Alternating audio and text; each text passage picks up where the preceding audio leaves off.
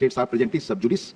And under education of the Supreme Court of India, in this context, your attention is invited to Rule 238(1) of the Rules of Procedure and Conduct of Business in the Council of States, which states that a member while speaking shall not refer to any matter of fact on which a judicial decision is pending. Already judicial decision pending. Judicial decision पे तो मैं बात ही नहीं कर रहा हूं। Anything by you breach sir, जो प्रक्रिया संपन्न हो गई मैं उसकी और आपका इशारा कर रहा हूं। डिसीजन की तरफ सर, चुनाव सुधार मैं सुप्रीम कोर्ट के बारे में कोई बात ही नहीं कर रहा हूं सर।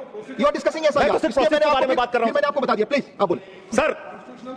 सर देश में जो दिल्ली का जो चुनाव हुआ सर, उस दिल्ली के चुनाव में हमने बार बार शिकायत की चुनाव आयोग से। चुनाव आयोग चुनाव के दौरान दी गई शिकायतों को गंभीरता से लेने और उसका निस्तारण करने के लिए बना है। दिल्ली के अंदर जो नई दिल्ली कॉन्स्टिट्यूएंसी, अरविंद केजरीवाल जी की कॉन्स्टिट्यूएंसी, वहां पर सर चुनाव शुरू होने से पहले ही 42,000 वोट काट दिए गए। 42,000 वोट काट दिए गए। उसका कोई कारण पता नहीं क्यों काट दिए गए। वो 42,000 वोट काट दिए गए। मानवर इसी विधानसभा के क्षेत्र में लोकसभा के चुनाव में जिन मंत्रियों के घर में 3 वोट था, जिन सांसदों के घर में 5 वोट था, वहां किसी के घर में 33 वोट हो गया, किसी के घर में 26 वोट हो गया, किसी के घर में 22 वोट हो गया। और इसका सारा प्रमाण मानवर हम लोगों ने चुनाव आयोग को लिख कर दिया। तो आप तो कहते हैं मुसलमान देश की आबादी बढ़ा रहे हैं। आप तो 6-6 महीने में 18-18 साल के बच्चे बढ़ा ले रहे हैं, 33-33 वोट बढ़ा ले रहे हैं। ये कहां से आ रहे हैं?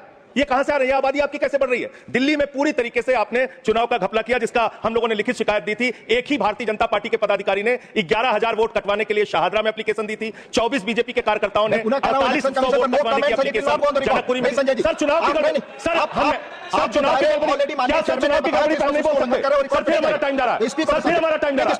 आपका समय जा रहा है क्योंकि आप विषय से बाहर बोल रहे हैं। सर आप बताइए, चुनाव की गड़बड़ी पर मैं नहीं बोल सकता। सर मैं आपसे पूछना चाहता हूं, क्या चुनाव की गड़बड़ी पर मैं नहीं बोल सकता?